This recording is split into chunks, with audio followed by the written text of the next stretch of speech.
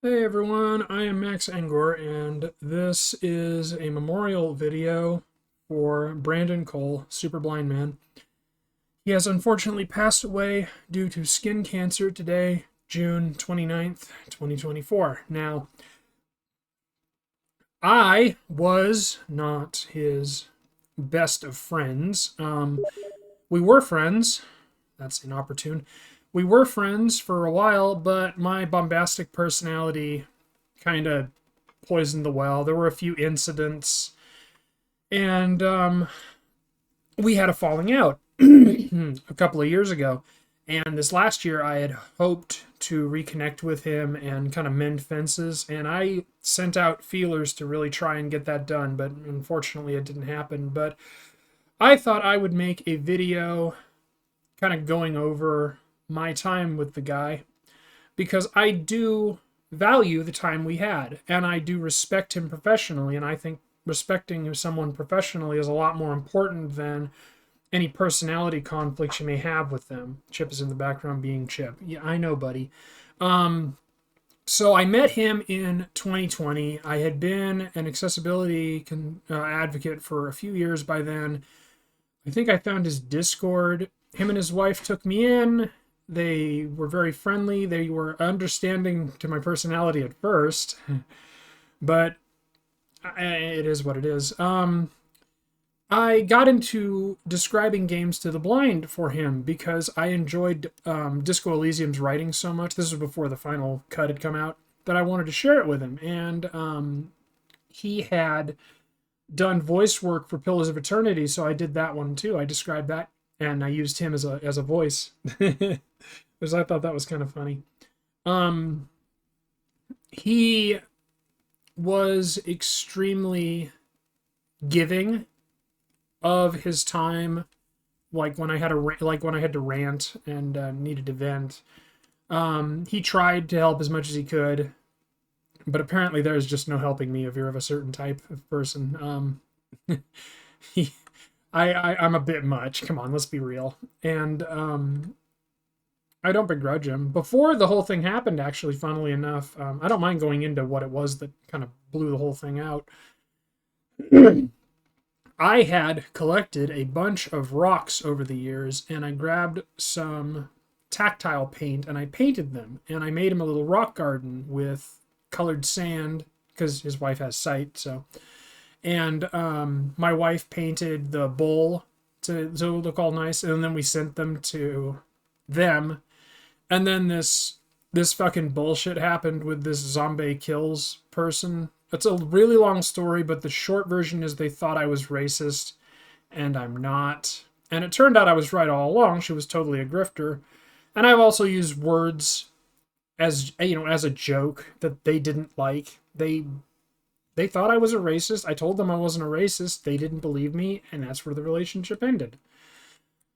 Um, when somebody believes that you are that kind of a person, it is impossible almost to prove otherwise. If somebody has made their mind up, there's nothing you can do. So I just gave the guy his space, and all this stuff came out, and I was hoping that we'd be able to mend fences because I never stopped respecting what Brandon did in the accessibility sphere because he and I were two peas in a pod in that respect. We wanted gaming to be accessible to all without being neutered. And if you look at the games he has worked on, your Last of Us's, your Mortal Kombat's, and all that, he doesn't. He never advocated for making the games easy or making the changing what they were. At least not to my knowledge. So it doesn't matter how much he might not have gotten along with me, or I might not have gotten along with him or his wife. The fact of the matter is we were still on the same side. We were still trying to accomplish the same goals. We just had a different way of going about it. I stuck with indie games, he stuck with AAA games because he had the ability to do so. And good for him. And personally, I regret that we didn't get to mend fences. And I'd really wanted to, because even if we never talked, I did want to let him know, look, dude, one, I'm not a racist.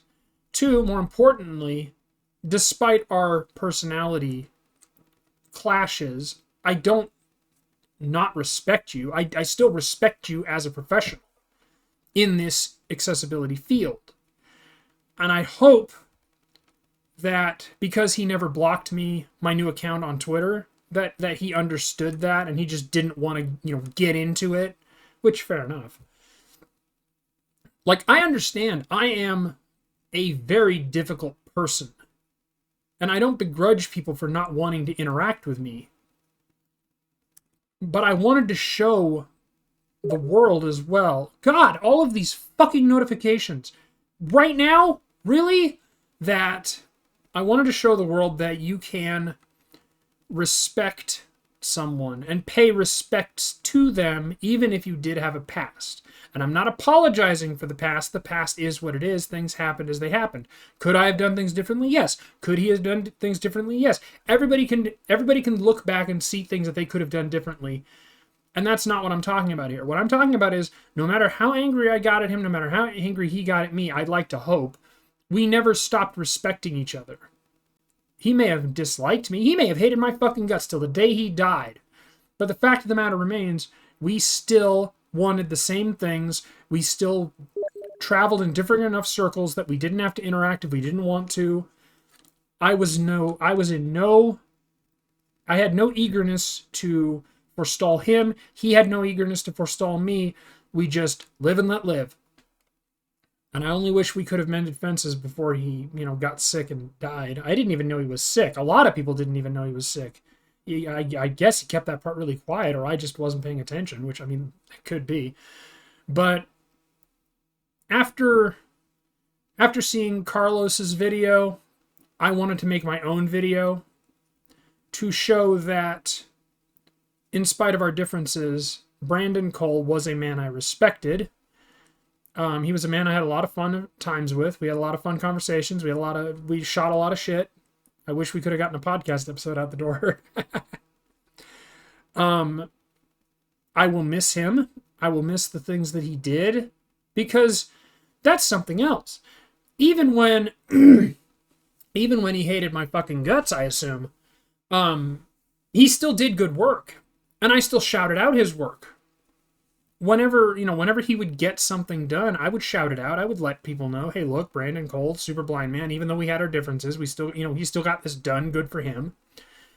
And I firmly believe in setting the personal bullshit aside in order to achieve the greater goal. In this case, more accessibility options for games.